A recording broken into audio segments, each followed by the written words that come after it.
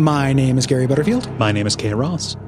And you're listening to Watch Out for Fireballs. It is a Games Club podcast. And this week we are talking about The Last Door Season 2, which is a horror adventure game developed and published by The Game Kitchen for the PC between 2014 and 2016.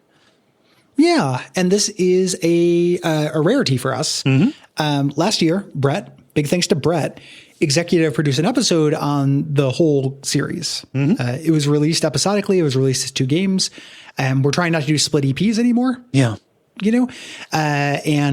So we did season 1 last year, and we're doing season 2 now. Yeah. And doing all of this in one episode would have been an awful lot. We would have had to have been zoomed out because the story in this is really intricate, actually.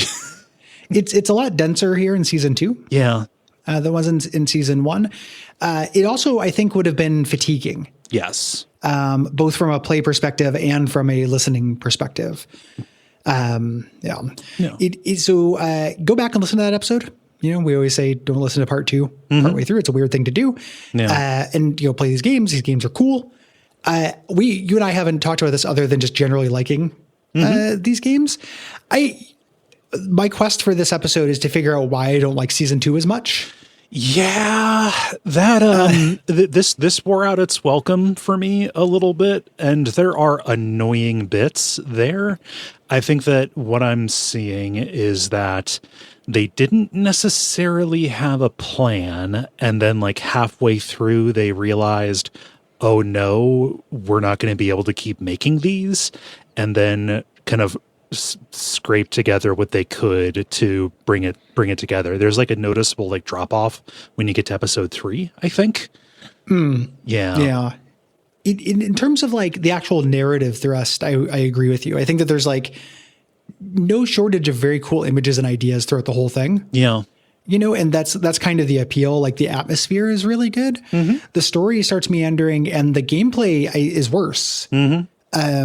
There's more, so this is basically the same in that it is a point and click adventure game, a very simple version of one. Yes. Very limited inventory, relatively, no real dialogue tree puzzles. Not really. There's dialogue, not dialogue tree puzzles, through this. All that stuff is the same. Skipping ahead past plot stuff, like the biggest gameplay change here is that instead of exploring a single location like you do in season 1, you're in a world map, kind of jumping from place to place in a region. That means that you spend a lot of time going back and forth. Yeah. You spend a lot of time traveling between places, and a problem that the first season had, that is an adventure game perennial problem that is worse in this season, I think, is arbitrary things happening. Yeah, that is all over the place here. There are a lot of points in the notes where I'm just like, I don't know what was expected of me, so I just walked until I found something. I did something unrelated and a door opened somewhere else.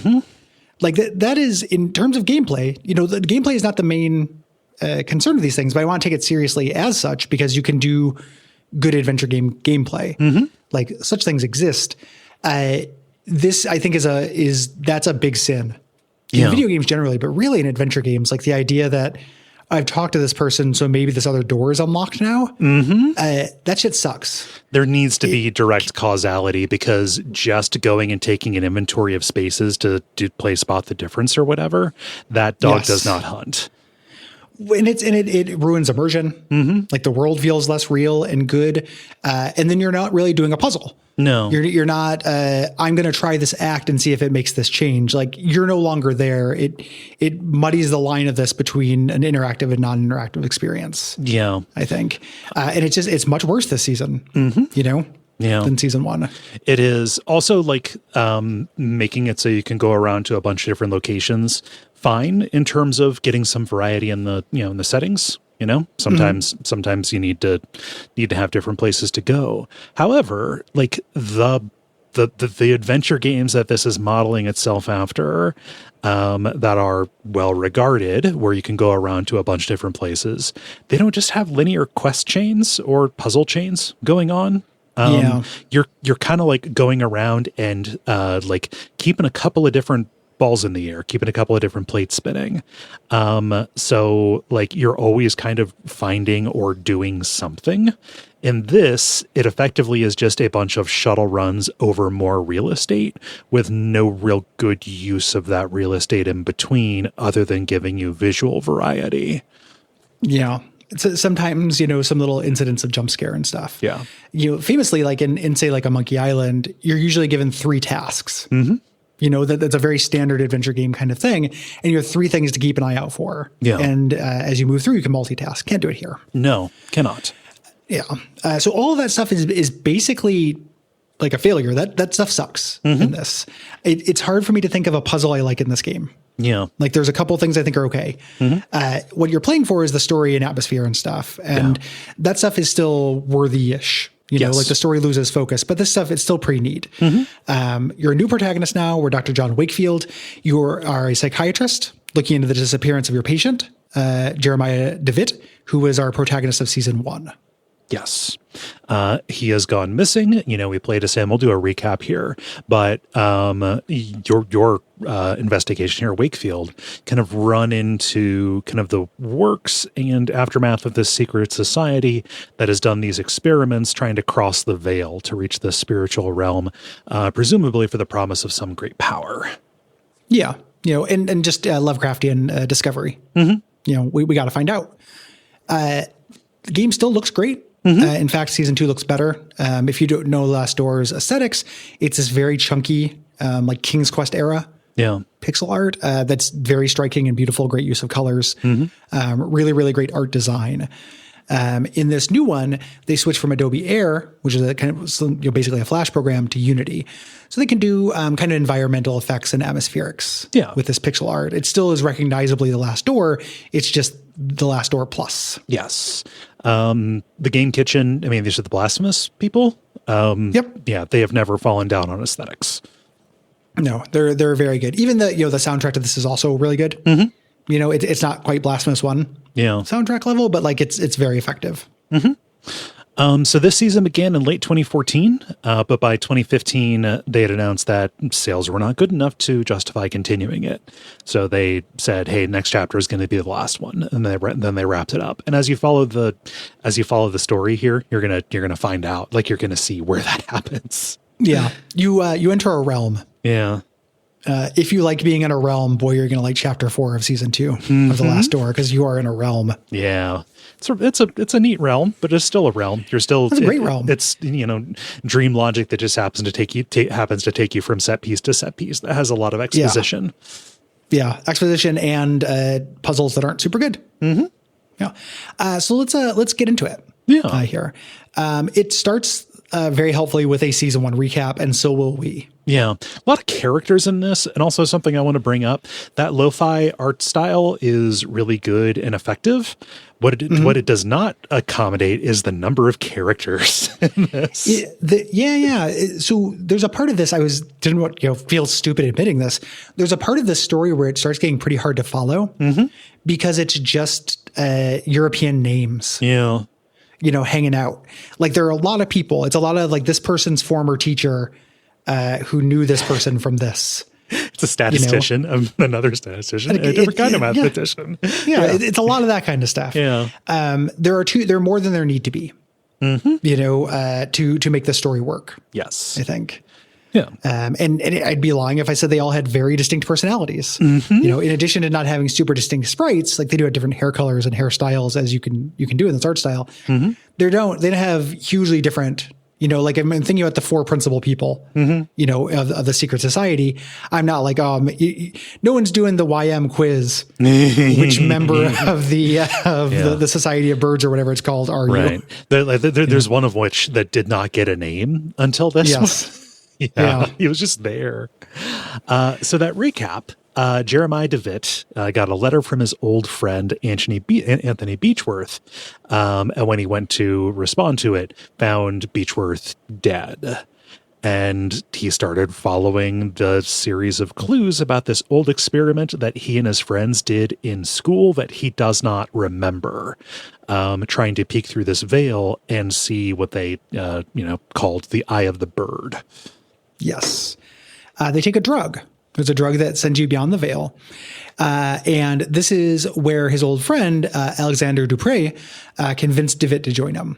Yes. He took the drug, sent him beyond the veil permanently there. And this is where he followed Dupre through the last door. Yes. In season 1.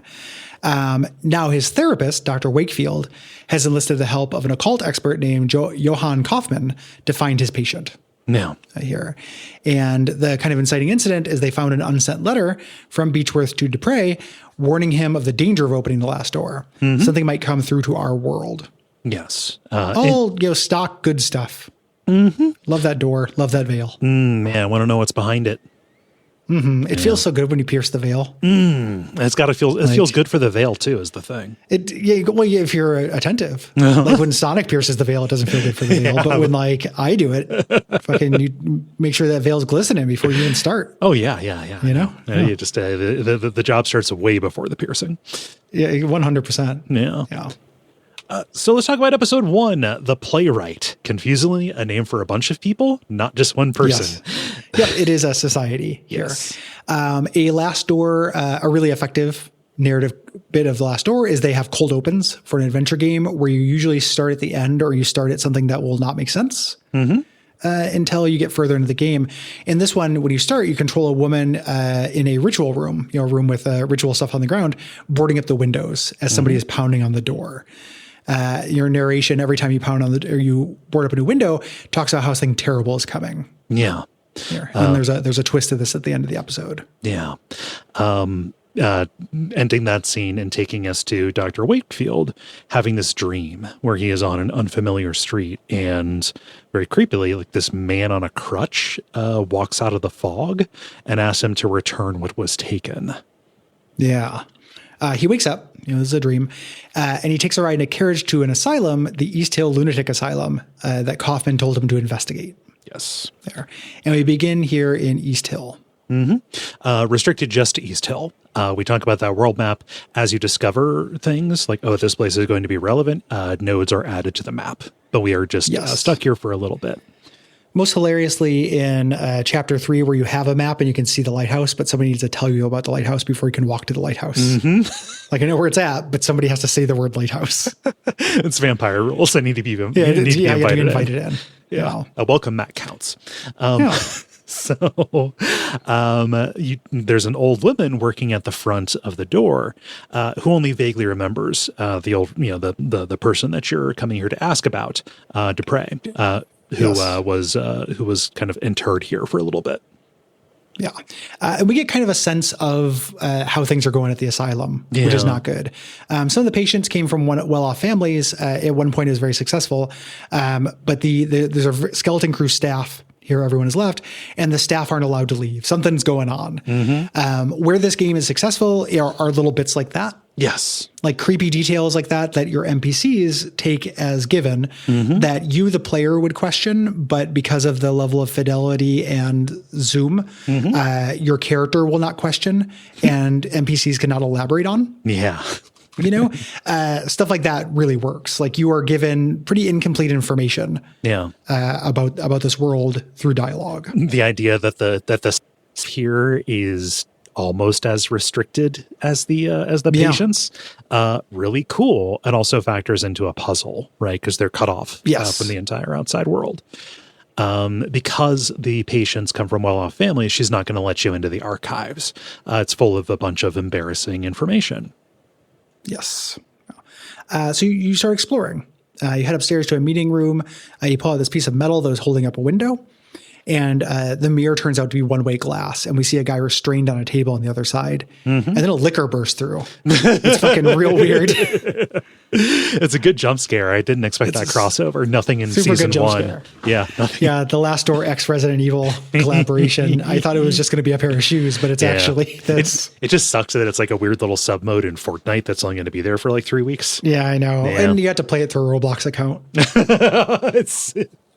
Why do I need 7 logins to play this? Feature sucks so bad. It really does.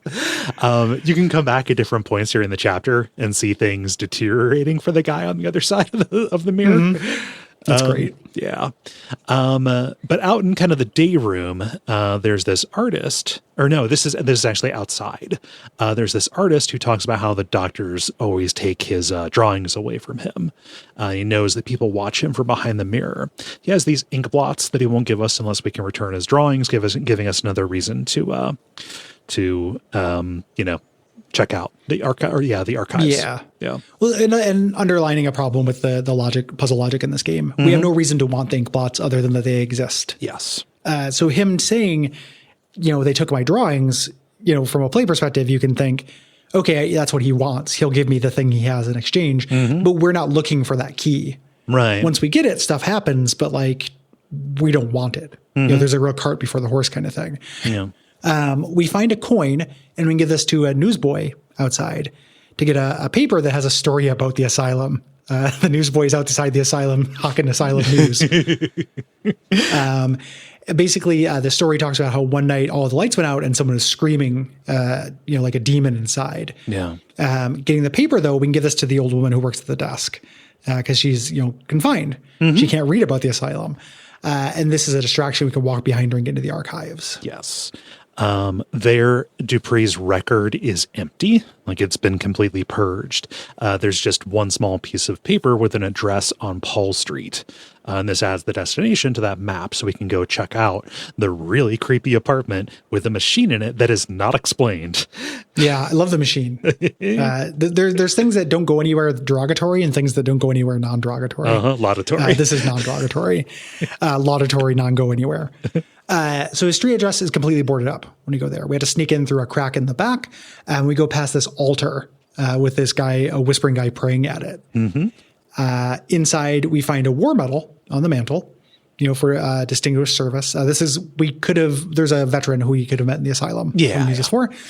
And we can open the safe by listening or looking at the captions. Mm-hmm. To make the tumblers correct. There's a very funny thing to do in the adventure game mechanics. Yeah. Listen to a safe crack. Mm-hmm. Yeah. There's a piece of paper that I think serves as a clue for this. I got an achievement for solving it just by listening. I don't know if there's another way to do it. Yeah. I listened to it before as well because I wanted to listen to this with the soundtrack rather than have anything else on in the background because the soundtrack's great. Yeah. There is a passage past that door. Like the safe it's not just a safe, it's a door. And you go into this room that has like a strange machine. There's like a bellows inside of it. There's no apparent purpose. And there's what appears to be a dead body in yellow robes, sitting on a chair wearing this golden mask. But it's actually just the robes and the mask kind of draped there ominously.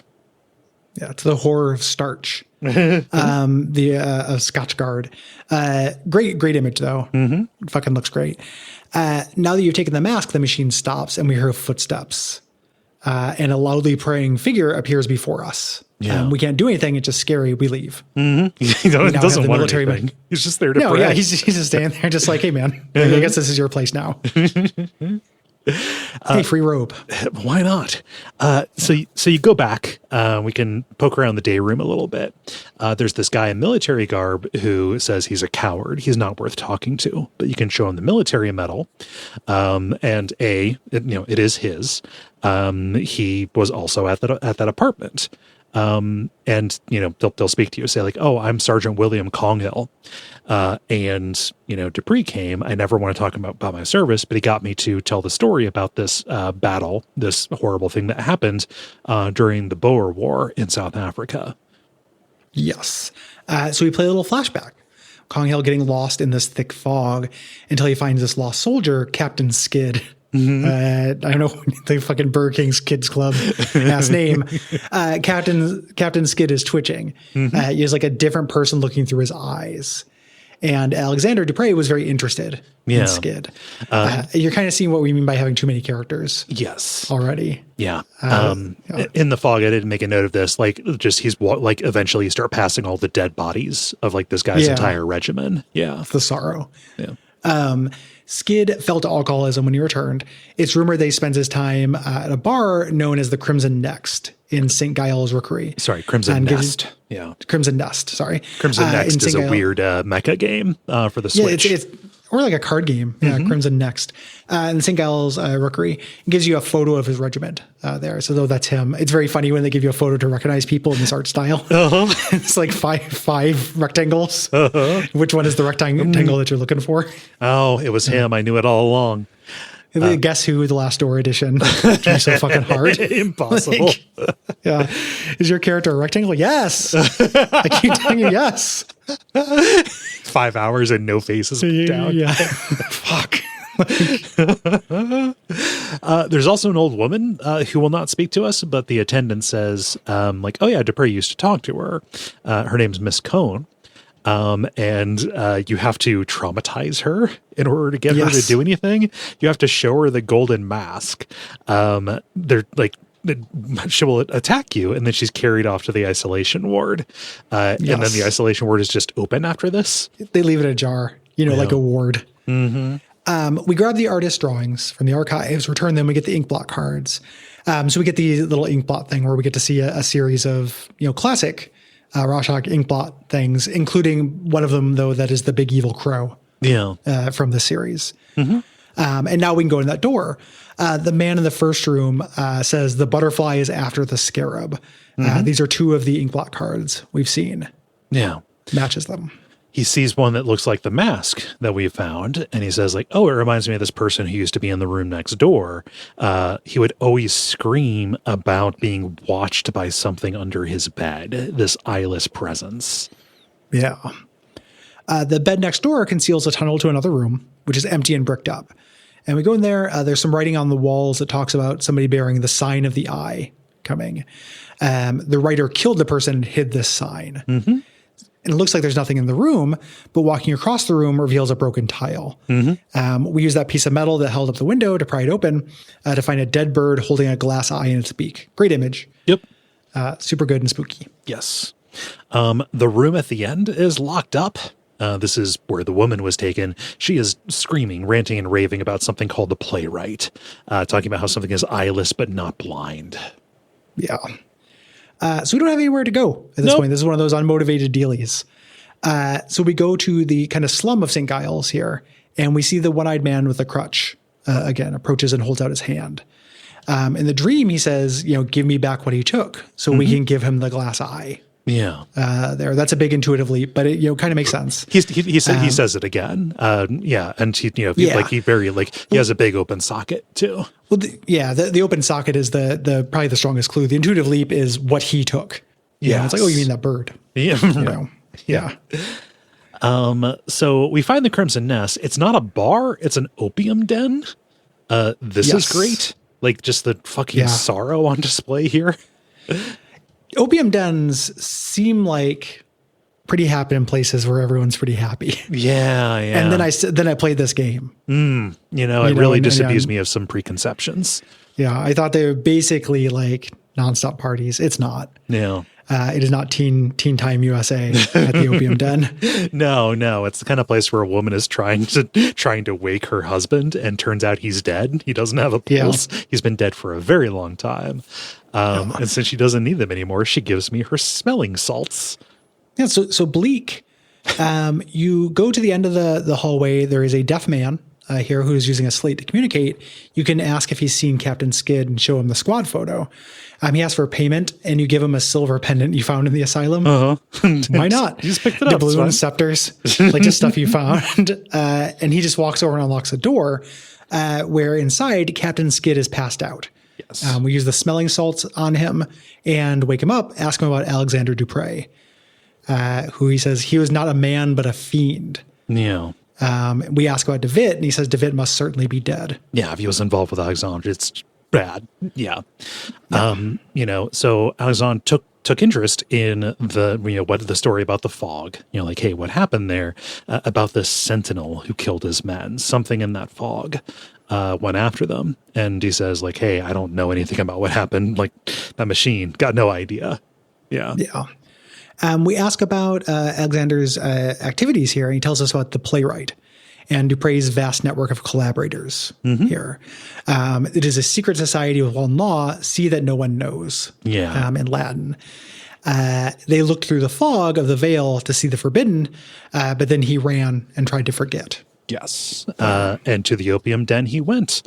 The see that no one knows, like that Latin phrase was the slogan of the philosophy club that DeVitt was in in season 1. So Wakefield supposes, so like Mrs. Cone, the lady who reacted to the mask, she was probably part of that society. We should try talking to her again. Yes. Great moment. You come out of the room back into the opium den, but it is not the opium den. All their back has opened. It's a stage now that is lit in red. All the clients are gathered around it. And we see a little play about a bird and a snake who are married. So it sounds way cuter. These creepy animal masks. The bird was sleeping with the wolf. And the wolf says he will wait for the snake on a hill by the lighthouse. Yeah. This is vague foreshadowing for chapter 3. Yes. This is eerie, not just because of like the lighting and stuff, and also just being delivered in text. It is pretty stilted, but also every line has a big laugh from the audience. The laugh track is so good. Like coming at weird points in the middle of sentences and stuff. Really, really good. And it's worth, we didn't mention this earlier. This whole thing's a big King in Yellow homage. Yes. Like the yellow robes and stuff like that. The play aspect of it. Like that is the aspect of classic Lovecraftian mythos that it's drawing the most from. Yes. Yeah. The odd laughter in the middle of sentences and like the stilted delivery and animal stuff. This is just David Lynch's Rabbits shorts that were interspersed throughout Inland Empire. Like that, that is very similar kind of deal. It has to be an explicit pull. So we now go to the epilogue here. After we do this, we had this little bit. We've gone to sleep. This is a fantasy. We wake up in a strange bedroom. We've passed out. Yeah. And the door is locked here. So we do some real silly little puzzles. We can hear somebody in the other room. So we use matches and a sheet that we have. You can't use the match to light up a hole. You have to tear a piece off the sheet and light the sheet on fire. Not even like making a torch or anything? No. Yeah. It's just making a slightly bigger match in the small hole in the wall and reveal that there's a person on the other side who speak in riddles there. They say, remember this, I will not be here forever. Darkness will light your way. Stay out of the light. Then I will disappear and you will be alone in the end. Yeah. This is, no spoilers here. This is DeVitt. This is echoed at the end when you're in the realm. Yes. Yeah. No. So we use the blanket for a thing that blankets are actually used for in media, which is to climb out of the window, but you end up in just a darker version of the same room, but the far wall isn't there. You just keeps going. You just keep going. Yeah. Really cool. And then like DeVitt appears like in these red spotlights around you. And like questioning your motivations, like, why are you doing this? Do you want to help DeVitt? Do you feel guilty for, him reaching this point? Do you want this power for yourself?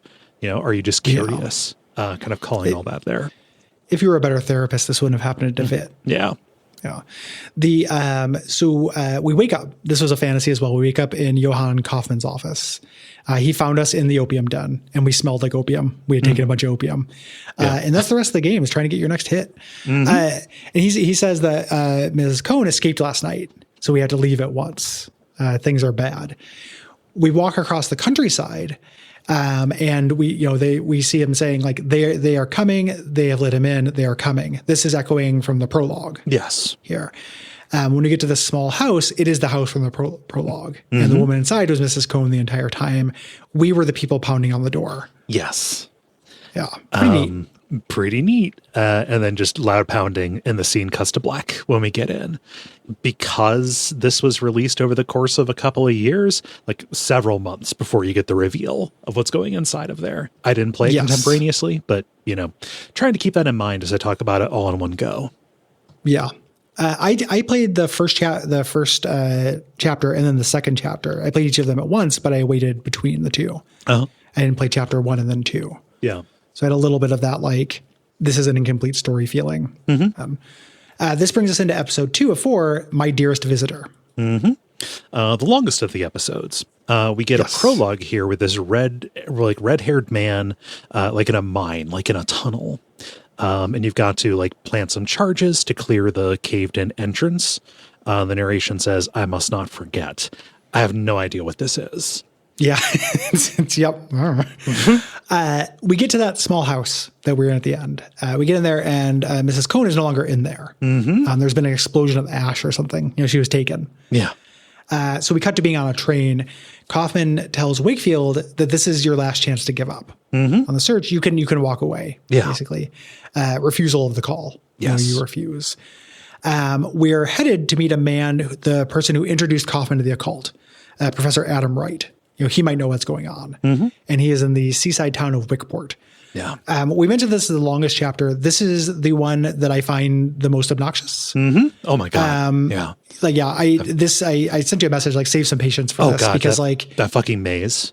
I mean, there are two mazes in this. Yeah. There are two mazes. There's just a lot of scavenger hunt, walkie, backy, forthy kind of bullshit. I allied a lot of that in the notes. Otherwise, it would have been a very long set of notes.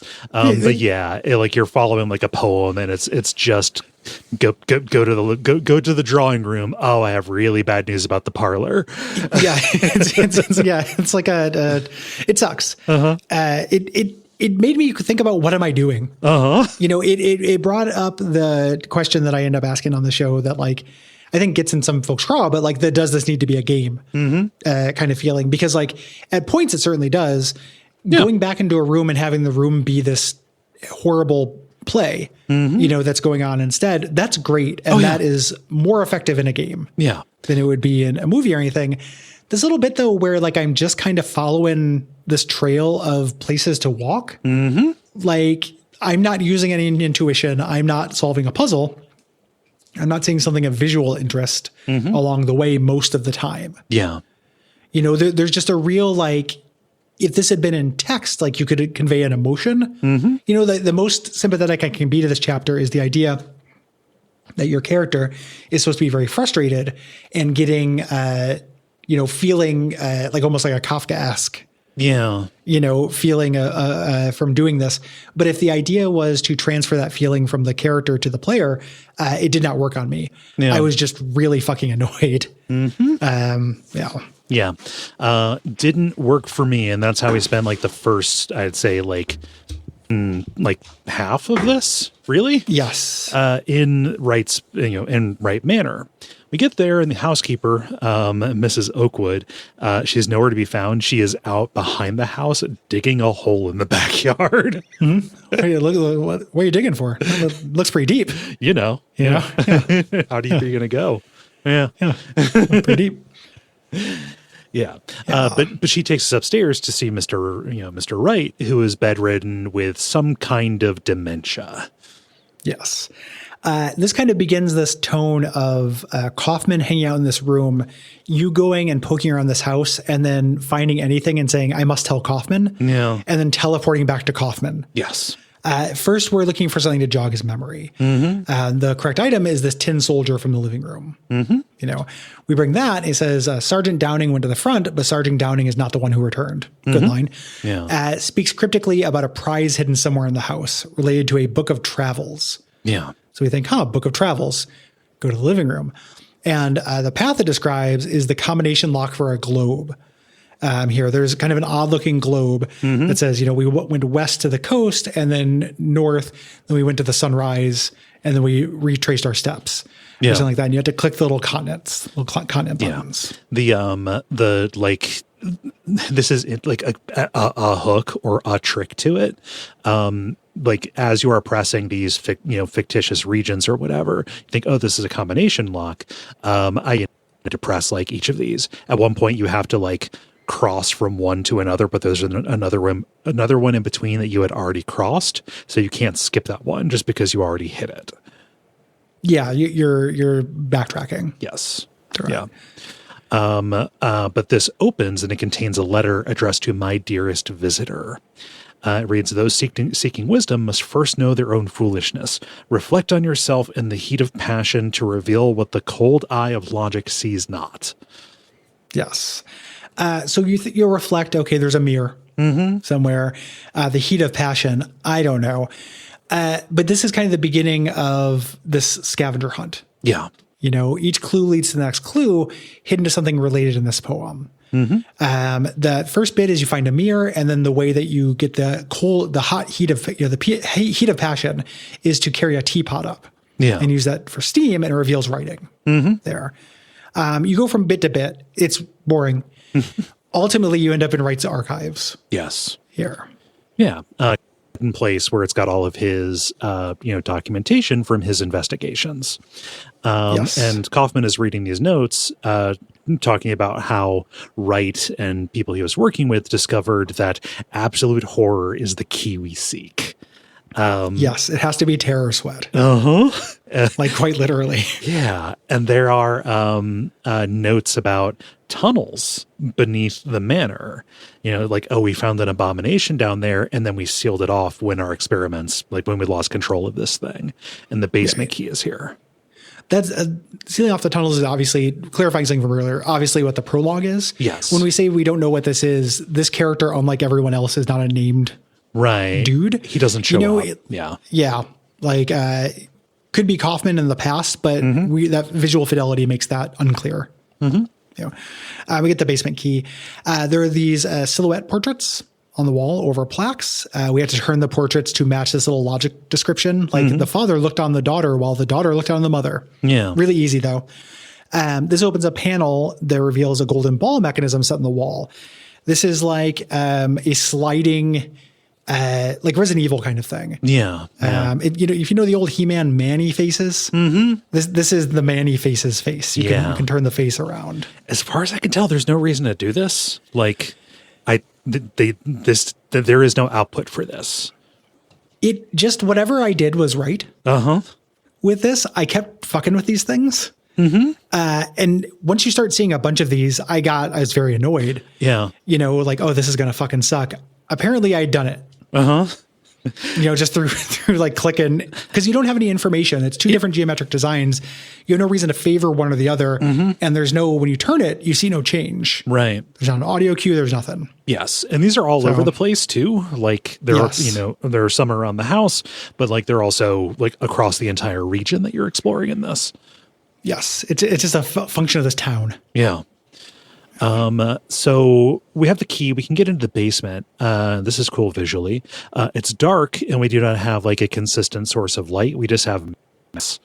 So you use those, and walk into the darkness. And as you're going, like the match will burn out and then you light a new one. So you only intermittently have light as you're walking way too far, like well outside of the footprint of the property.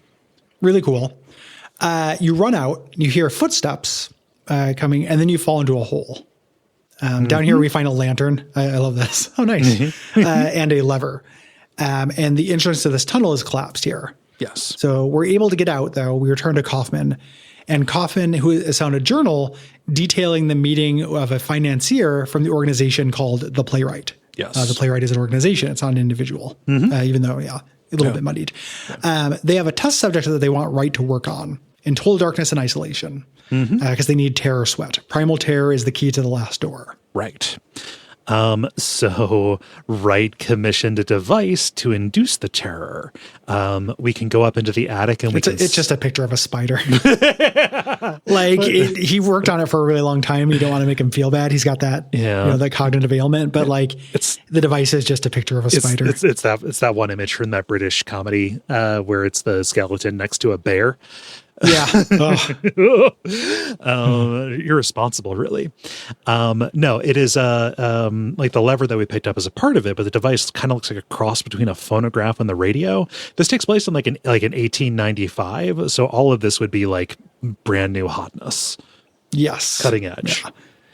Yeah. We tune this and we hear somebody playing the piano through it. It's picking this up through the tunnels, which we intuit that means there's another entrance into the tunnels. So we had to find who's playing that piano. The only option left, though, and your character goes, I must tell Kaufman. You go back to Kaufman. The only option left is to hypnotize Wright here. And we do this maze here. He stands in the dark and we have to guide him through a text adventure maze based on sound. Yes. Through this. The effect of this is cool, like you're getting his description, asking him like, hey, where are you? And hearing the sound. Actually, like keeping track of this is a little bit is a little bit annoying. This is not one of those things where like, in an adventure game, the maze shouldn't just be following the maze. The maze should be figuring out like what will guide you through this or like how to get around it. Like, what's the idea? Yeah. The huge thing in the adventure game community, if you watch the Get Lamp documentary, people who like mazes and people who don't like mazes is a real scub anti-scub kind of thing in there. I guess there's more substance than scub. Well, a little bit. But you do this maze, kind of neat, but a little fiddly. You lead him downward and towards the sound of the piano, and he doesn't want to go further. He says something about somebody named Oscar. But we make him, he's under hypnosis, under our power, make him go into the darkness. And he says, it waits for me. It waits for me down there. And Kaufman ends up to hypnotism because he's just freaking out, right? As he's really distressed. We're not going to get anything from him here. So we retire to our inn, saying like, hey, we're going to come back tomorrow. Kaufman has been kind of coughing throughout the entire chapter here. And he says like, oh, it's nothing. And when you see that determinism at its best. Kojima named him. He was a backer on the Kickstarter. It's weird that he's Conan O'Brien. And that's photorealistic. It's just Conan O'Brien's head on the rest of the art. just a JPEG that like is at different angles as Kaufman needs to turn. Oh my God. But because he's claiming, it's nothing, this fucker's dead. Yeah. Like anytime somebody coughs, depending on the horror genre, he's got a different end. Yeah. We think about the hypnotism session. We said, the best course is to search the town for information for somebody named Oscar. Really grasping at fucking straws here. This is some bad dungeon mastering. Go to the town. The town looks great. It's snowy and empty looking, wistful feeling to me. Yeah. A woman's spying on us from her window and closes the shutter as we get by. Love that. We have to sneak up near the building in order to speak to her. She can't see us coming. And we talk to her. She says she can't leave the house, but she says, hey, would you take some flowers to my husband's grave at the cemetery? Tells us that Oscar is the priest in the Wickport parish, which is right next door, but the door is locked, unfortunately. Right. The only building that is open here is a bar called the Fisherman's Lodge. The barmaid will give us some context here. Like, oh yeah, we have a church. They hold services, but the entire town has forsaken it. Like people have started, taken to believing, and stuff that they see around the sea. Right? Yes. It's at Innsmouth, Kingsport. Yes. Thing. Yeah. There's an old sea captain here who talks about how he heard a roar from the water right before his ship, the Augustine, crashed. We had to go find that wreck on the beach and bring him the ship's bell. He wasn't aware that it washed up. And if we meet him there, he gives us a spyglass as thanks. We don't know that we need the spyglass. Exactly. Yeah. It's just, okay, this is a lead. And then you get this as thanks. Here, you hold this for me. Exactly. Like it has nothing to do with our goals. Right. So there's little to do. We can go and check out the graveyard, looking for the place where you can put down the flowers.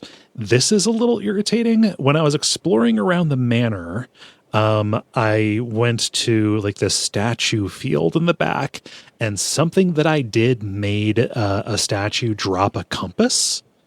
I didn't make a note of it because like it was not anything I did intentionally. I don't even know if my action did this. I don't think it does. I think it just falls through here. Yeah. Like I think this was in my head when I was like counting up arbitrary things. And in my head, I was originally going to come at this game, not because I have it out for it, but just be like, here are some concrete examples of it doing that. And then I lost count. Yeah.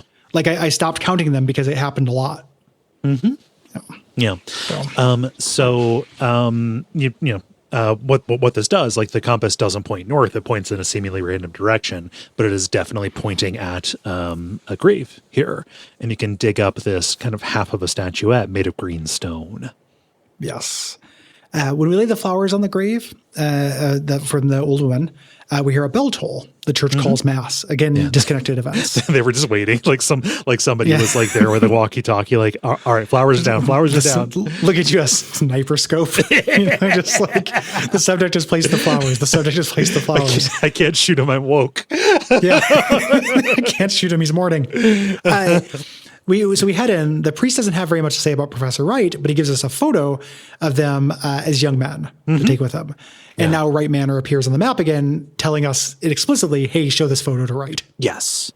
Yeah. You go back and the front door is locked. The house, like the housekeeper is nowhere to be found in this kind of revisit, which is super creepy. You have to go in through the back and you find that the servants' quarters are opened up and like all of the lights in the house are out. Yes. I go to Wright's room. He is gone. There are black clothes on the floor along with a book, like he had been raptured. This book has a poem about birds that went astray until a hoopoe and a robin led them back. Right. We can go into an attic. We've been there before.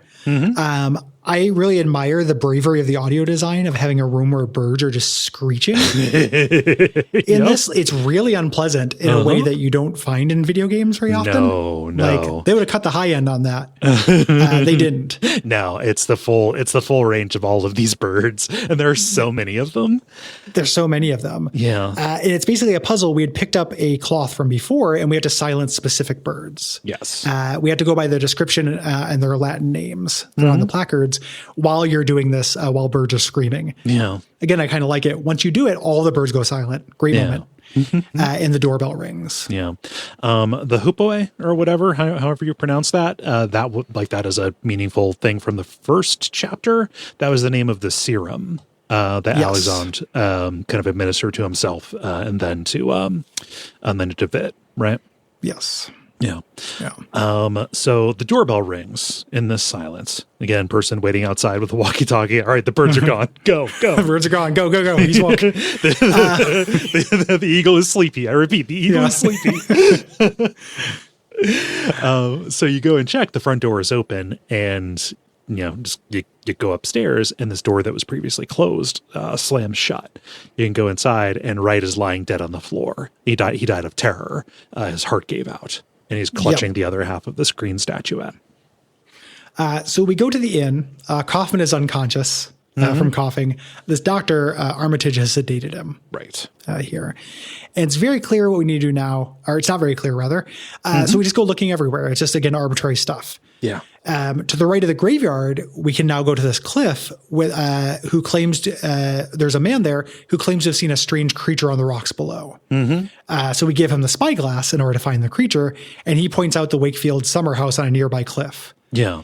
Ludicrous. So now we can go there in the map. Right. So we go there and the place is decrepit. Like most of it has been lost to a landslide off the side of the cliff, but there is a fireplace that has kind of an indentation where we can put the reassembled statuette. And this opens a passageway into this tunnel that goes into the cliff. Yeah, through the fireplace. Yeah. A note on the tunnel floor reads, "Whatever you find, do not stop." Good and spooky. But this is a maze. It's a really irritating maze. You walk really slowly in this game generally, but you walk super slowly when you have your lantern out. And you head towards piano music. Yes. Fine in concept. We've already done a version of this. This chapter. Yes. You doing this twice, this in short succession is ballsy. All of the rooms look very similar to each other. And like, I didn't find any stereo separation. And also like if it is telling you, hey, just go up, you know, like if the music is telling you that, it is not clear. So you're just like walking into a room and trying to discern, is the music louder or quieter? And for the first like part of it, you're not hearing any music at all. Yeah. Very frustrating. We reach the piano room and it's empty. One of the rooms has this weird device coming from the ceiling, like a speaker or microphone. So this is where the music was being piped in. Yes. You know, from before. We find this large archway. There are some clothes in front of it, bearing the description HA here. And there's a note saying that nobody can return from the other side. But this archway just circles a wall. There's nothing seemingly there. Yeah. You know, this is a gate that somebody's gone through. When we try to leave, we hear some stones crumble from the wall. We look back and a thing comes out, a monster, like a honest to goodness monster. It doesn't happen that often. Charges right at us, and that's the end of the episode. Yeah. I love that it doesn't come from the, like you look back thinking like, oh God, something is happening. And it comes from the other direction where you were walking and you only see it a little bit. It's a really cool design. Like it was stalking you the whole time. Yeah. Like in the dark. It's big. Yeah. It's bigger than a person, but it is still vaguely human shaped. And like the arms and legs are kind of like big pointy spike kind of things. It's really cool. Yeah. Like great moment. Again, and then, you know, honestly, that's what I'm playing this game for, is like little bits. Little bits. It's a good bit.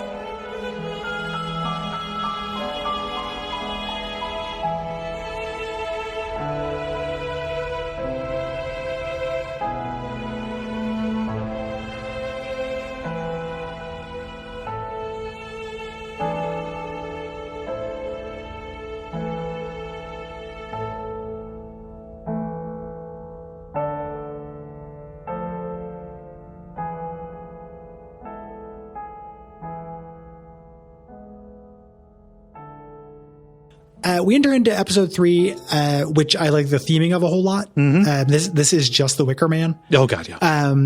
You know, there's still way too much walking back and forth. Yes. But there's not as many, you know, mazy scavenger hunty things, and the theming is really good. So this is probably my favorite episode. Of it, while also having a lot of problems. Also, it does not follow or connect. I really feel like, okay, we wanted to do a Wicker Man thing. This, like, there are all kinds of like dangling unresolved threads in this that are not ever picked up later on. And like the way that they end up solving it is like, oh, a bunch of different cultures have ways into this. Have ways into the veil. Like this Scottish Isle has never been mentioned before as like the way in. I would like it made me wish for something that was slightly more Monster of the Week, because this is strongest to me when it is engaging in that rather than the macro plot. Like, it's just, you know, we are, here's our Wicker Man homage. You get to play it. We got a bunch of creepy kind of twist on that stuff. Yeah. You know, and they genuinely cool, creepy twists. It's great. It just falls down when it's trying to connect. Yes. To anything. Yeah. So our prologue has this man, Mr. Ashdown, standing at the archway that we saw. And you have to use this chalk to draw a summoning circle and then blow out a candle. And the narration says, oh, you must wait 3 days in darkness before you'll be ready. And the archway opens up. There's a figure there standing in this red light under an eye. And the circle is surrounded. The circle that you drew is surrounded by these robed figures, and you walk into the archway. End scene.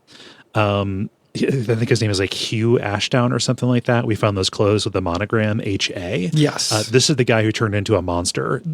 He is somebody who was part of that club. He was like one of DeVitt's childhood friends. Yes. Yeah. It was considerate of him to take off his clothes before he Monster Man. I know it wasn't considered. It's part of the ritual. I'm just joking.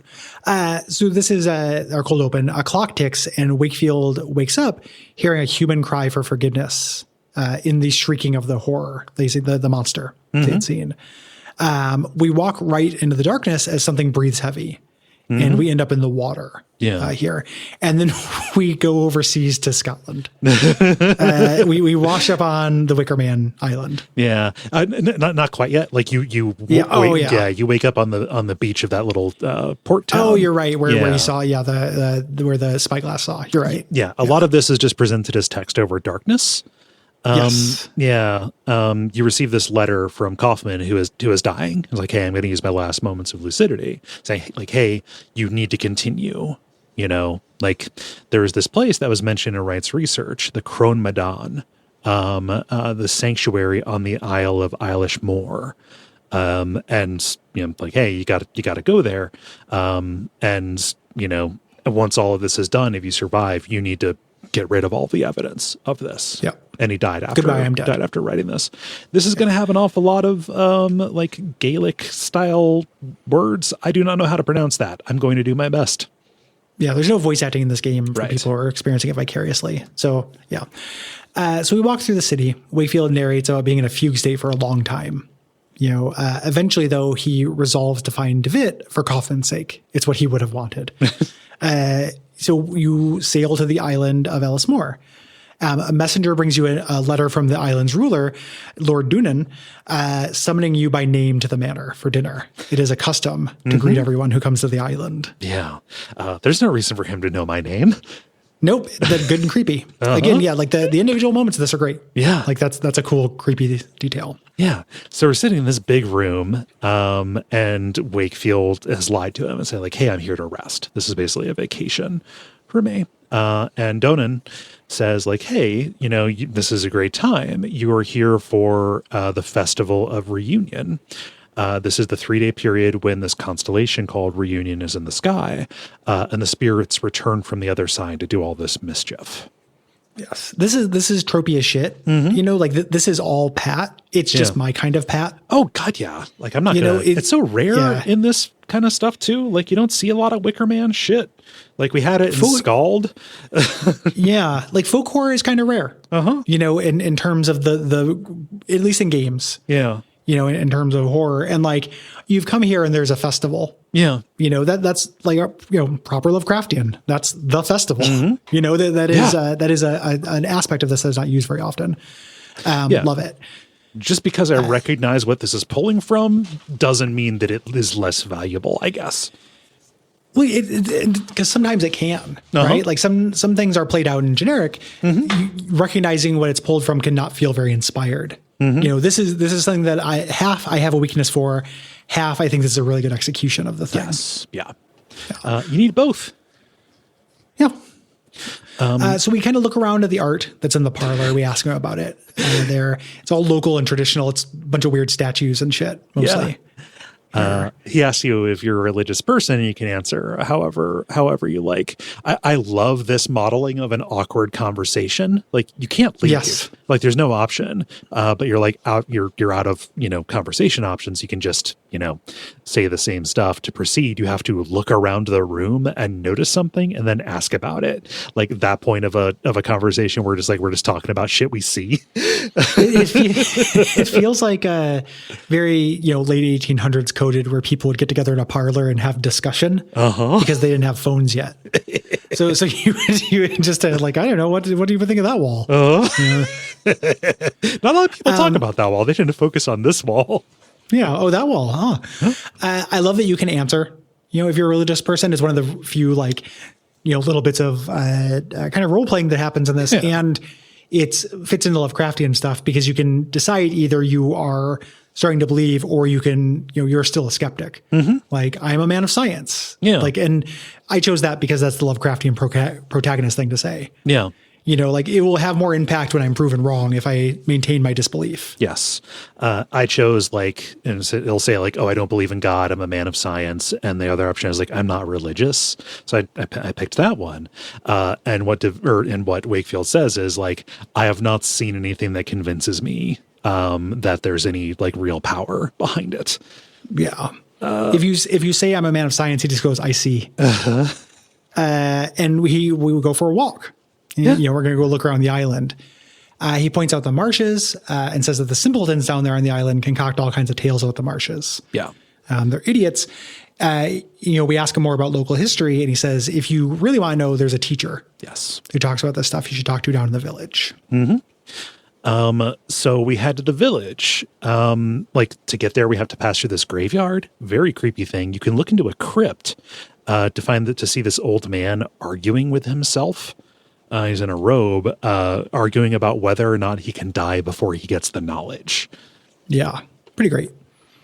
And the villagers are all wearing animal masks, performing a rite at a grave. They're burying mirrors. I love this. I'm going to steal this for tabletop stuff. We're going to find out later that the reason they bury the mirrors is because the mirrors have seen their true faces. Fucking put that in my veins. Please. Yeah. So we enter the schoolhouse. We find the teacher. She mentions that the Lord's son, Kieran, has gone missing. Yeah. His desk, which we can find, has a paper with black ovals written on it. We ask about the Chrome Madon, and she calls it the Sanctuary of the Crooked One. The villagers used to take sacrifices to this huge hole in the island to placate the serpents below. Then the scion of a major family took iron to the edge of the pit. And spirits don't like it. Spirits detest iron, so they burn that family's house down, is the local legend. I love that. It's like spiritual vengeance because I can fucking do that. When I see iron, I fucking makes me want to burn shit down too. Yeah. Hate that shit. Wait a minute. What's colder, that? the worse. What's that? You got an iron disc right there? All right, bitch, I'm gonna burn your house down. Yeah, time to go.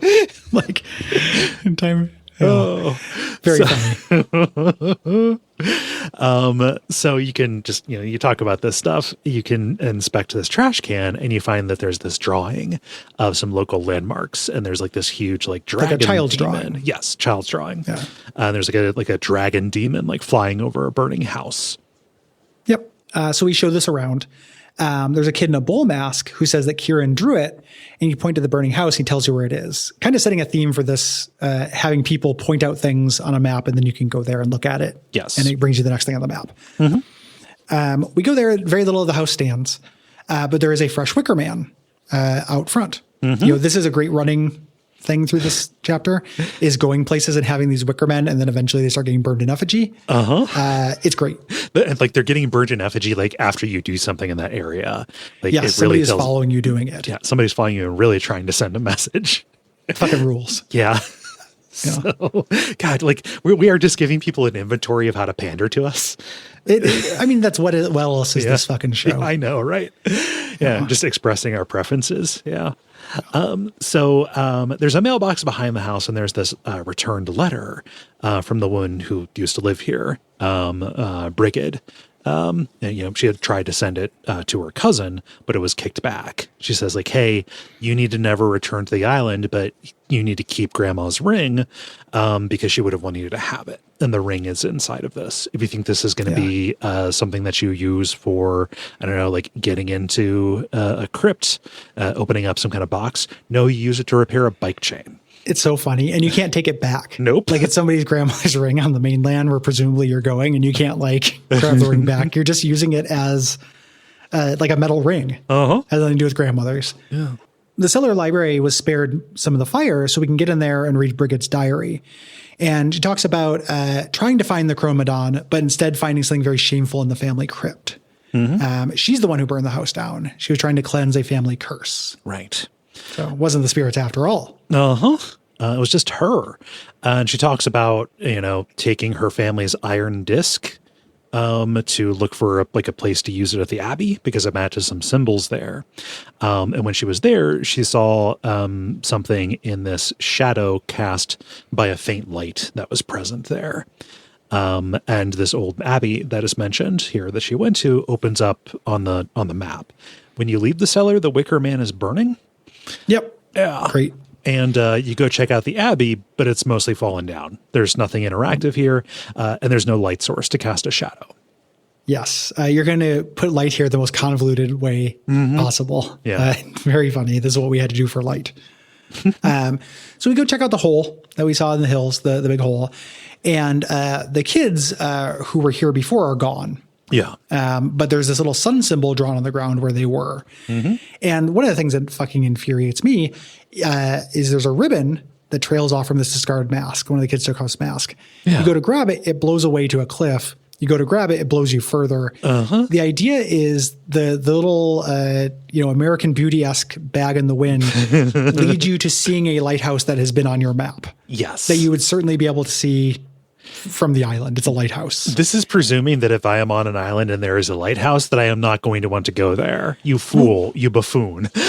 And we had seen that the lighthouse was mentioned before. We had a diary that mentioned the Abbey, and that put the Abbey on our map, but mentioning the lighthouse didn't. Yeah. It's just really dumb to have it through a ribbon that leads us to look off a cliff. How the most arbitrary. I also love the compulsion that Wakefield seems to have. Like, I must have this ribbon, chasing around like it's the most desirable fucking thing. It's a red ribbon, not a red balloon, you dunce. It's for adventure game reasons. Yeah. You might need to fix a bicycle tire with it or something. And I understand, somebody's going to say, it's part of the horror that, the forces of nature themselves are manipulating him to go through this. I understand that. It just sucks that it was just a ribbon that he chases. It just reads as a coincidence more than anything. Yeah, it doesn't feel creepy. And the game leans on that a little bit too much. Yeah. We go to Lighthouse. It is not lit. Nobody answers the door, so we have to rap on a pipe to draw the keeper's attention. Weird little task. The keeper, we can talk to him, and he's like, Kieran's disappearance was suspicious, and I don't buy into the island's traditions. Yeah. The reunion festival is just this far spent to distract from Lord Donan's poor leadership. Yeah. You can say the lighthouse has been broken. It's been broken for a long time. You're like, can I look at it anyway? Yeah. And you do adventure game stuff to fix it. You head up, you use little bits of objects, bits and bobs that you have to fix the lighthouse, and then you can grab the battery from it. Yeah. And the keeper goes, oh yeah, that battery ran out of charge. There used to be the cranking mechanism for it, but I lost the cranking mechanism. And this is such a fucking dumb, complex puzzle. Yeah. You're doing all this to get the lighthouse to shine on a specific place here. So you have to fix a lighthouse, grab the battery from it, and charge it with a bicycle you fix. Yeah. Over at the manor. Right. Fixing the lighthouse, again, I alighted a lot of this. It's real pixel hunty stuff. You have to look in a boat and find an umbrella, and then intuit that you need to go back to the place where you landed on the island. And there's just there's a message in a bottle there. The message doesn't really mean anything, but you have to use the bottle to fill it with oil. Yes. Yeah. It's real silly. There's a cask. Yeah. There, and you find a spigot to fill the cask. It's very silly. Yeah. Whole thing's exceedingly silly. We go to the bicycle. We fix the bicycle using grandmother's priceless ring, and then turn the bicycle into a thing we can churn the battery's dynamo. It's fucking Walter White shit. We can now then go to the lighthouse and light up the beacon. Yes. So when you do this, arbitrarily the nearby mill stops.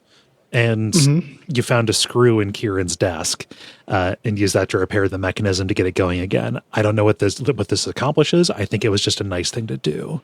Yeah, you're fixing the village. Yeah. The mill house door is locked. And it's labeled Kieran's playroom. We cannot get inside now. So the lighthouse keeper is the one who mentioned that the villagers bury the mirrors. For what an odd thing to do. We decide to go just dig them up. Yeah. Fuck their religion. Let's dig up one of those mirrors here. When we leave that screen, we hear glass shattering. Yeah. And this is great. We return and the crooked one is there standing over a broken mirror. It's a guy wearing an orange dragon mask kind of thing. Yeah. And looks awesome. He's kind of bigger than a guy too. He's an adult, if anything. I mean, Lord Newton maybe, but he's not one of the kids that we've seen. Yeah. He leaves and you follow him automatically to Donan Manor. And he might have some ribbons in his pocket. Gotta get them. I need to put them on the handlebar of that bicycle so it looks like I'm going faster. So the door to Kieran's playroom is open now. And when you get inside, you pull a lever and the entire thing lights up. It's literal. There's a little stage here. And there are these clockwork marionettes that are around. Yeah. There's one that looks like a lady. There's one that looks like a king. And the red curtains on the stage part. Yeah. Good and spooky. We go backstage and we find the crooked one mask resting on the floor. Also real cool. Whoever had this left it there. And there's iron sun disk that rests beneath it. So we take that. Yeah. The other half of the room is dark, but when you try and go there, Wakefield says, I can hear something want in the dark. I can see a deformed shadow in there, writhing and fidgeting. I cannot get any closer. Yeah. Real good. Creepy. The lighthouse is now lit. We have the iron disc, so we can go do something at the Abbey. So we look at our shadow on the wall and find that there's a mural that only shows up in that. When the light passes just right, we can see the mural fully and see the eyes of the sentinel on the wall. This is the only chapter with like timing shit on it. Getting into the lighthouse and like you had to like hit on the pipe when you saw the keeper's shadow in a window. And here you have to like, as the light is passing over, you need to like click on the little shiny part while it is still lit up. Yes. Yeah. We see the eyes of the sentinel here. We can put the disc in its mouth, and this opens up a passageway and a stairway to the Ladesand family crypt, which is at the bottom of that huge hole. Yeah. This is like the family that Brigid was a part of. Yes. Yes. There are some pages here that, you know, fell down and onto the coffin. And it talks about the people buried here. And these are the ones who crossed the path between to reach the Chromedon. Like they went there. Saying, amongst the dead stones of the Chromedon lie the proud Ladesand, reduced to something far worse than dust or ashes. Brigid was the one who wrote these. She would not accept that fate herself to become a blasphemy. Yeah. The coffin here holds Marie Ladesand. You know, and when we open it up, it is a non-human creature. It's this draconic, monster thing in a skeleton of that. Really cool. Great moment. As we open this up, the cover closes on the hole above. That's perfect. Yeah. Shit. That's really good. I love it. Yeah. And so this epilogue here, we're in the dark and we just hear this droning sound. And as we walk past these just white outlines of opening eyes. And the last one is gigantic. And like the shattered iris and pupil have the shape of the crooked one, roughly. And you keep going past that and you emerge on this kind of alien shore and DeVitt is standing there. Black. Credits. Yep. Crashes to black. Big deal. The way those eyes look, they're almost in a lower level of fidelity. They look like they're from Faith. Yeah, they look like they're from that Luca game, the Luca Born of a Dream or whatever. Yeah. Great ending for this. And genuinely creepy energy or imagery. We did tons of backtracking.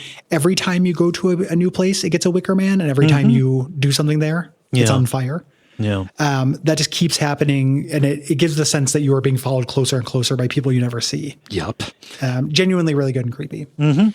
Yeah. This enters into episode 4, Beyond the Curtain, which has some good creepy moments to it and some great images, but nothing is anywhere. No. Everything is like we're in full like Dream Logic Black Lodge mode. And we're just kind of being led around by the nose. This is the chapter that doesn't have the map kind of aspect to it. Yeah, we're just in a big realm. We start with the prologue. A small voice says, "He must be stopped," and we're controlling Dupree, walking to a stage where the curtains part and a brown-haired man walks through. Yeah, that's it. End scene. Yeah. So Wakefield and DeVitt are standing on the shore. And like they're walking along it and they walk for basically an eternity is what it feels like. And Wakefield, starts, asking a lot of questions, but DeVitt doesn't answer. They just kind of keep going until eventually he stops and DeVitt says the first thing that he's, said, "We are nearing the threshold." He says, "I will be on the other side, but I won't be there forever. Darkness will light your way, and then you will be alone," echoing what he whispered under the wall in chapter 1, I think. Yes. Yep. So we're starting in Religay. This is Zal Ithethal. We're alone in this kind of landscape of ruins here. And a man in a blank mask tells us the name of the place, where the shadows cast my human reason quakes in terror. The shadows cast by human reason. Cast by my human reason. Yeah. The final curtain. Yes. So we're in the realm. A masked man on top of the stairs tells us that we'll need our own key to cross the threshold. Right. And remember, that is ultimate terror. So we need to get that fear sweat. Yeah. So stumble upon this warped house. We go inside. This is just like a shadow version of Beechworth's house from the first chapter of the first season. We go into the basement, and there's a cage, but now with fog. Yes, like there's just a layer of fog in front of everything now. Yeah, and things are empty too. Like it's not just the assets from the first game. And there's a cage in the basement, and there's a shadow inside. And when you like a little critter thing, this is great. Yeah, and when you look into the shadows, you get these flashbacks. Yep. We see a scene of DeWitt's old friend, Anthony Beechworth, contemplating whether to send the letter to DeWitt and doom him. Yes. And after this, the cage is empty, but there's a key in it. Yeah. And it'll be flashback key pretty much for the rest of the chapter. Yep. I'm curious if this guy had any use for you. There's another cage upstairs where there's like a root inside of it. Looks like a what? Mandragora. Yeah. Vaguely human shaped, and it like wiggles around in your inventory. I could not find anything to do with it. I was just carrying this wiggling plant the entire chapter. I don't remember. Like I ended up getting credits on this a while back, and stuff started running together for me because it is samey and the puzzles all work that way. Yeah. So if I used it, I don't remember using it. It wasn't it's like a unforeseen effect of disconnecting logic. Yeah. From the puzzles, right? Like if when I pick up an object, I just need to use it in an arbitrary way, everything kind of just becomes a video game token. Yeah. Like the context is gone. Like I remember that grandmother's ring thing because it was funny. Yes. That I used this heirloom. But if I clicked on something and the Mandragora left my inventory, I don't remember it because I didn't have a use for it. There wasn't a keyhole. Right. In a puzzle sense that felt like it matched that. Nothing called for a little guy. Yeah. It's great. I love a Mandragora. I love a little guy. I like having a wiggling plant in my inventory. Good and creepy, but all that stuff is the good stuff. It's not from a gameplay perspective though. It's dumb. Yeah. Grabbing it opens up this room. We go there. There's a robed figure on this bed. And we pull the robe off and we see a tree underneath. Yeah. Great. Looks cool. And we now are Beechworth. It's going to sound like we're just kind of going from place to place. We are. Yeah. A lot of times you just do a thing and you are a new character in a new zone. And that's when we talk about being fully in a realm space. Yes. So you're looking around his laboratory. And once you investigate everything, there's a disc on the bed. Outside, there's a gramophone that you can use the disc on. It's like a disc of slate. It's not like vinyl or anything. And instead of coming out of the horn on the record player, the house itself starts playing the melody. Yeah, really good. We go down to the cage in the basement, where the shadow was, and now there is a dead cat there. Its eyes are missing. There's a key near it. Yeah. Good and spooky. Follow up from season 1 where like you find out like, oh, I took the eyes out of the cat or whatever Beechworth did. I think it said to teach it a lesson. Yeah. That sounds right. Yeah. This new door appears upstairs where there was not a door before. And we're in the laboratory. We can pull this jaw off of links. Why not?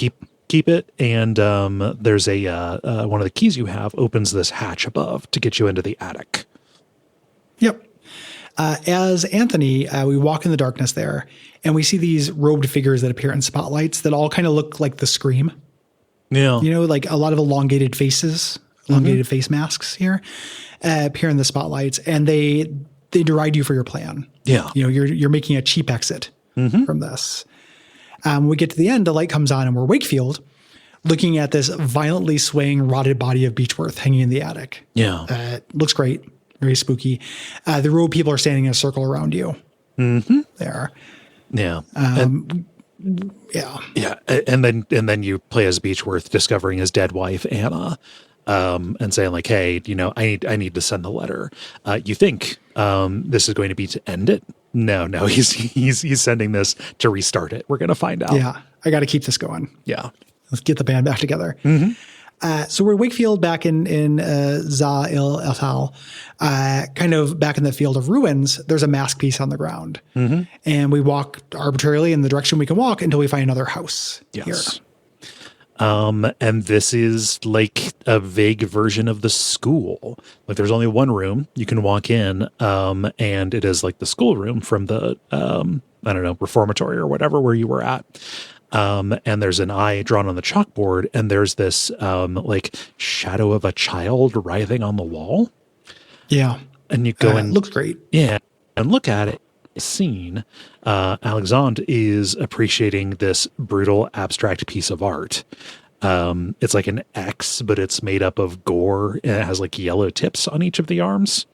And it depicts something that Alexandre experienced, but he doesn't remember it. Yeah. This has been painted by Ashdown, another one of the students from the prep school.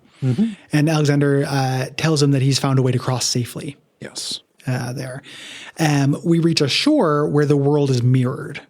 We cross over this thing and everything is backwards now. Yeah. Cross through it and we enter this cave to reach a stage where there's a piano with one key on the piano. We take the key. Yes. A little bit of counterfeit monkey stuff going on.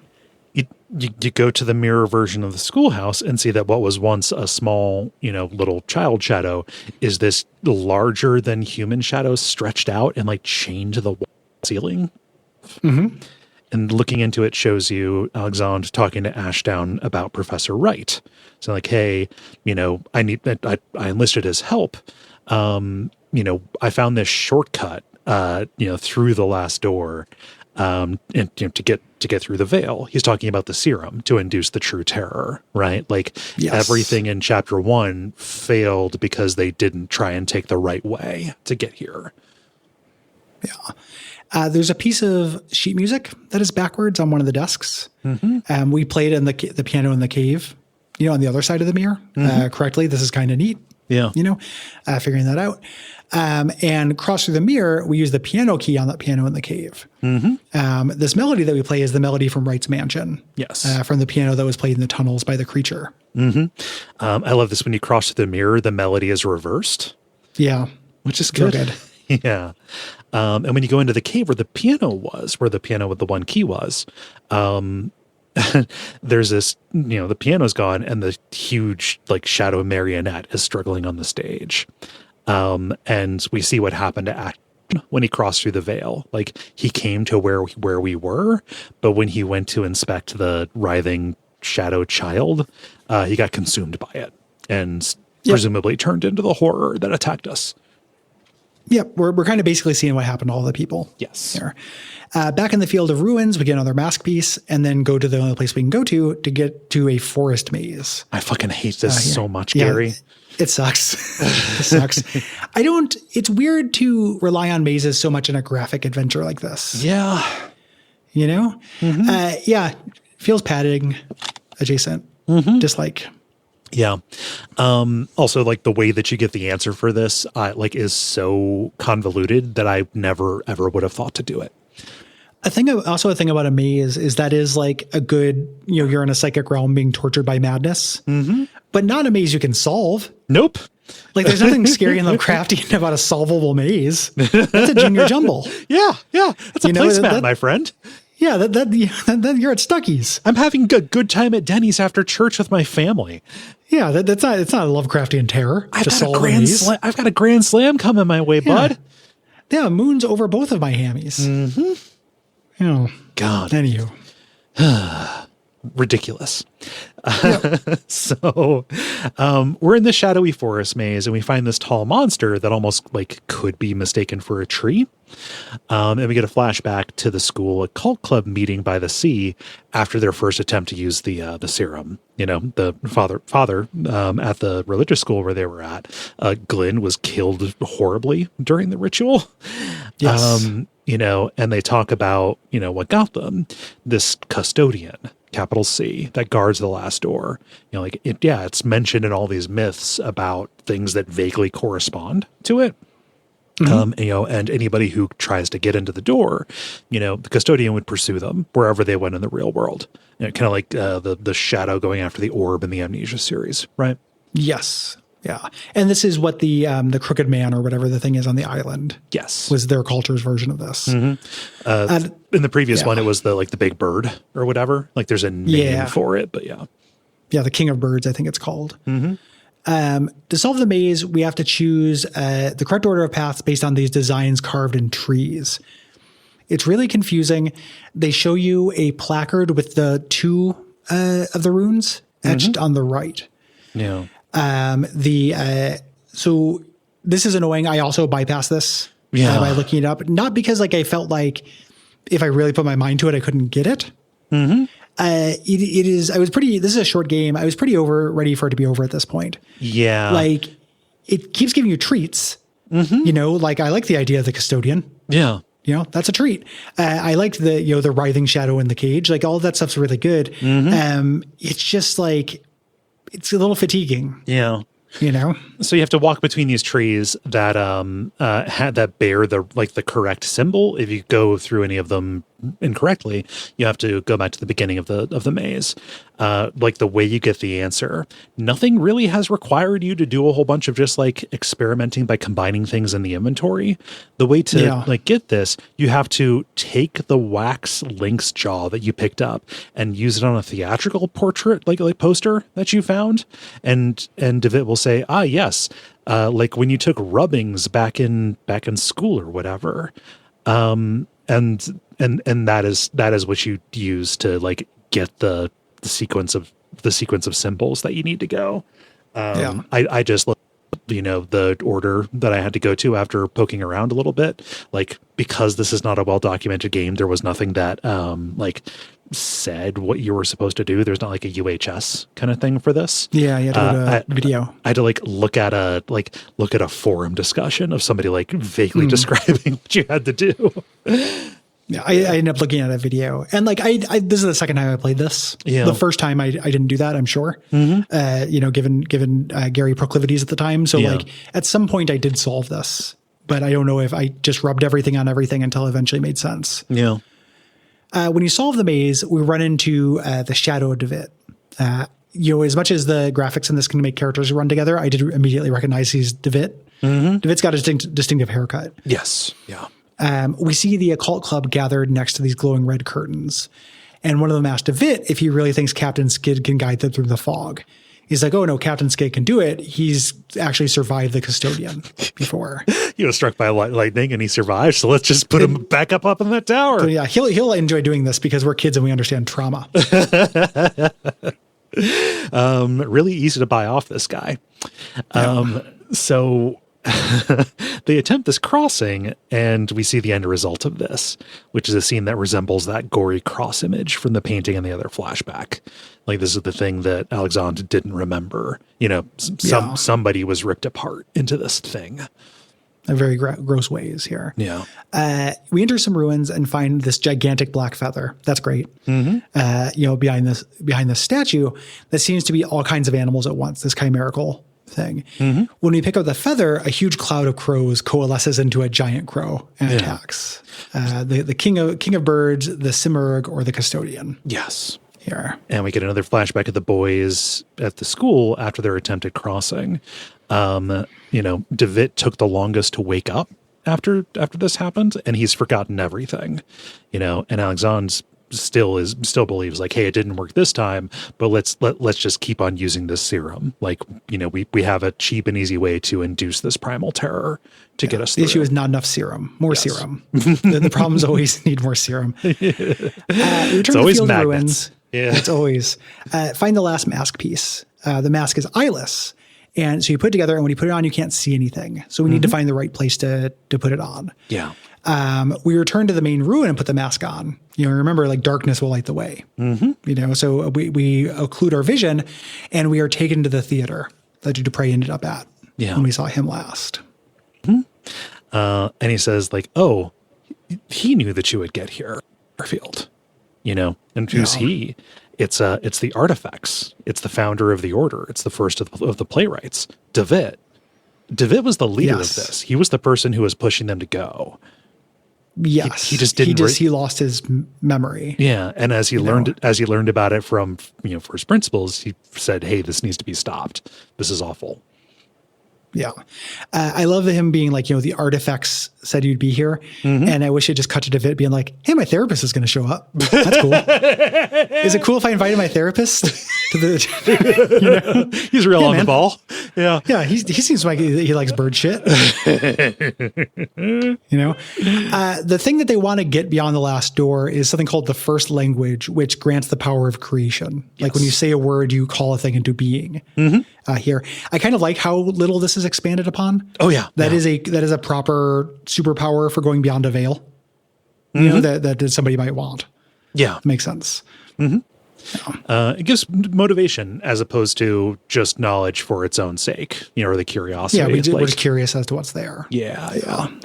You need a motivation eventually. Like curiosity can't be everything. Yep. Yeah. So like everybody left alive from the order, like worked tirelessly to bring David back into the fold. Like it took years, and like a whole bunch of them were lost in the process, right? Because the custodian was going after them. But when David got there, like he said, like, oh, well, I'm going to go in. Like I do want to go in, but I need to use the language, like to undo the work of the playwright. His goal, he's already gone through. He's going to speak the door and the order out of existence. Yeah, basically close the door behind him. Yes, to make sure nobody ever gets that power again. Yeah, shut it off. This is presented, us on a play with the curtains closing. Keeping with the theater metaphor, the curtains start to close and you stay still here, or I stay still. Yeah. Because there's an ending choice. I love the way this is here because like it is somebody in a game telling you to do something, and you think like, oh yeah, so like in order to proceed, I need to walk through the curtain, right? No, it's a choice. You can just stay there. I chose this as well, and Alexandre says, now we're doomed. Yeah, Dupre is saying follow him, save him. You don't do that, it shuts. Yeah, David sacrificed himself, shut the last door. Yes.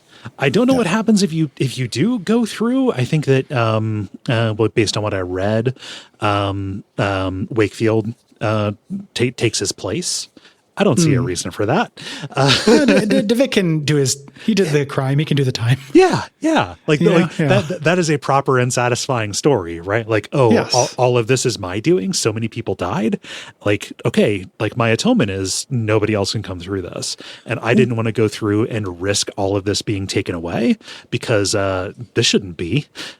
Well, and as a therapist, it's the right thing to do as well. Yeah. Like this is an important breakthrough for David. Purely from an alienist perspective, like you gotta let him do it. Like you're not going to deny him that catharsis. Yeah, I'm role playing. Yeah. This brings us into an epilogue here. Yeah.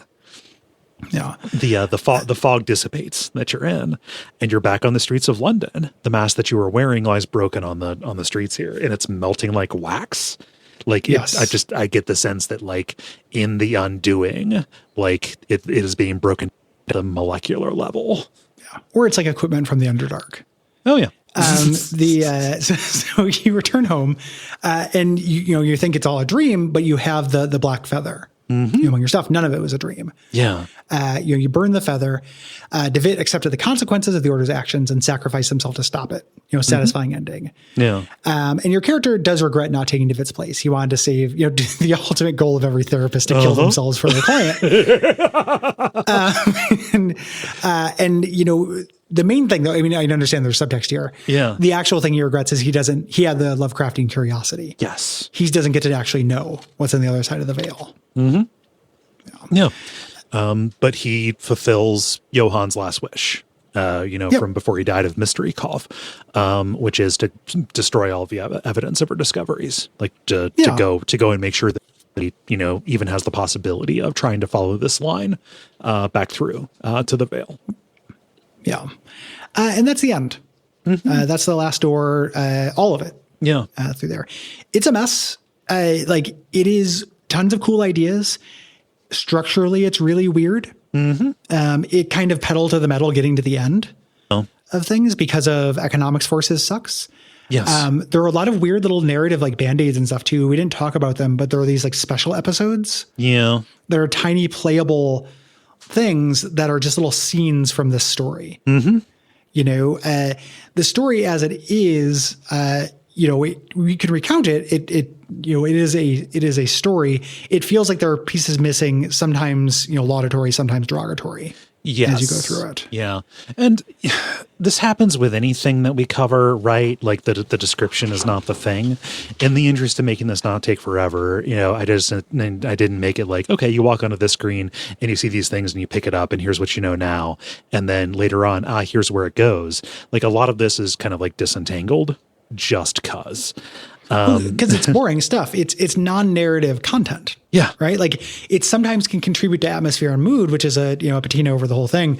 But in a general sense, like you don't want to run into the walkthrough for Super Mario Brothers where it's just all sentences. Like then you jump on this platform, then you jump on this platform. That gets rid of the equivalent of that stuff. That gets rid of the tedium of like collecting all of the junk that you need to put the battery back to rights. Yeah. Yeah.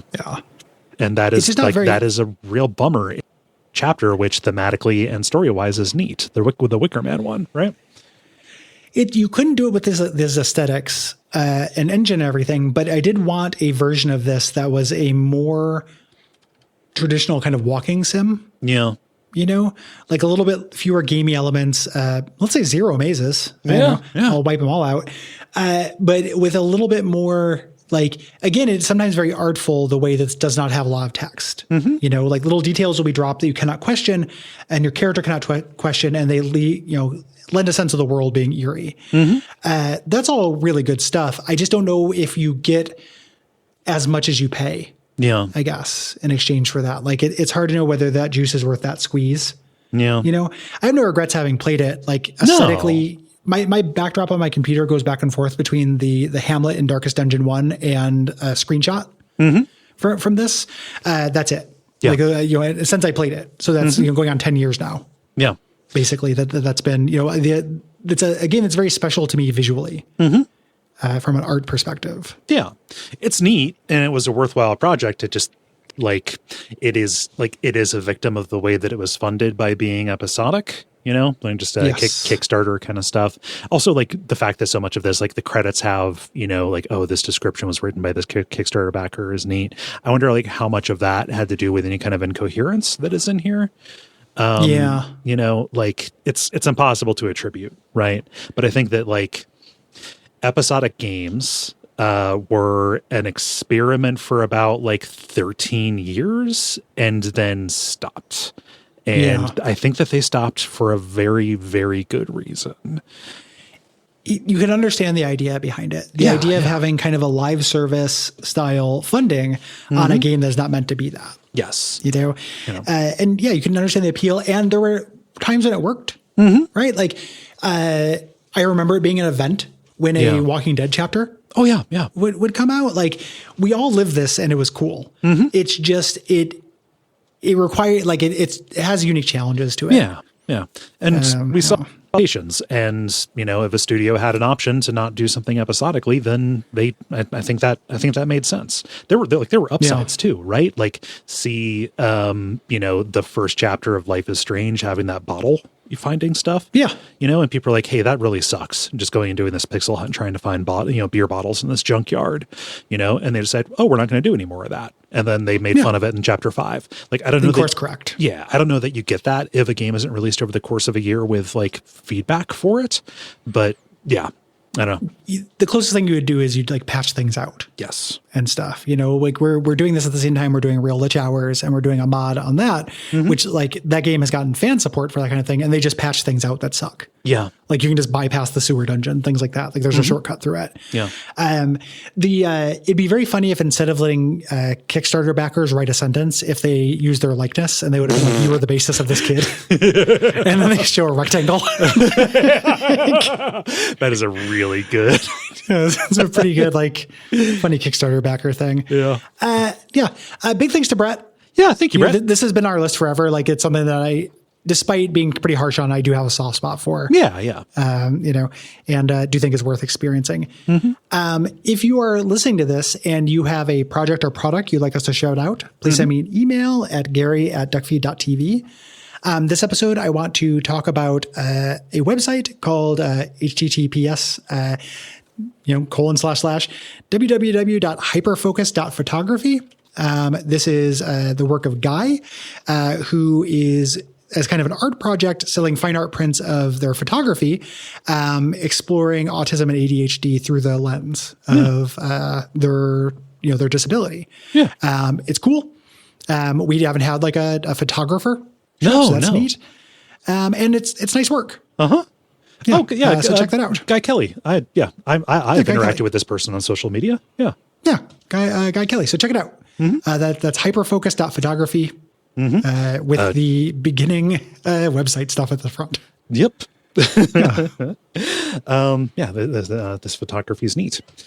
Go do that. If you have thoughts on The Last Door Season 2 or the other games this month, Red Alert 2, Yuri's Revenge, or Lost Kingdoms, write in by June the 15th. Go to duckfeed.tv/contact, click the Watch Out for Fireballs button, and write in. We like responses that are concise and specific. The deadline is always the 15th of the month. So July's games will be, July. Those are Skin Deep, Tony Hawk's Pro Skater 3, Cyberpunk Phantom Liberty, and The Talos Principle. Yeah, doing part 2s of stuff. Yeah. This year. The show's been going on long enough that kind of thing makes sense. To do Phantom Liberty and The Last Door Season 2. Yeah. If you want to support us and you want to get those premium episodes, so that'll be The Lost Kingdoms and The Talos Principle, the way you do that is going to patreon.com/duckfeedtv. $5 a month gets you most of the content. Yeah. And we're not here to tell you what $5 is worth, but it's $1.25 a week and we put out tons of stuff. So much. And if you like what we do, doing that lets us keep doing it. It's literally our jobs. If without support, we can't do it. I would have to go get a different job when I would not have time to do this. Yeah. So, no. If you can't do that, we understand, but please, if you want to help, rate and review us, subscribe on your podcast directory of choice, tell people about the show who would like it, recommend it. We don't advertise. We may someday in the future, but we don't now. And the way people find out about us is through you. Yes. So we would appreciate that. We'd also appreciate you thanking our producer, Gwen, joining us on that. Yeah. Thank you, Gwen. Yeah, big thanks to Gwen. Yeah. And until next time, watch out for, I can't remember, so possibly me. Yeah, a Blood X. Yeah.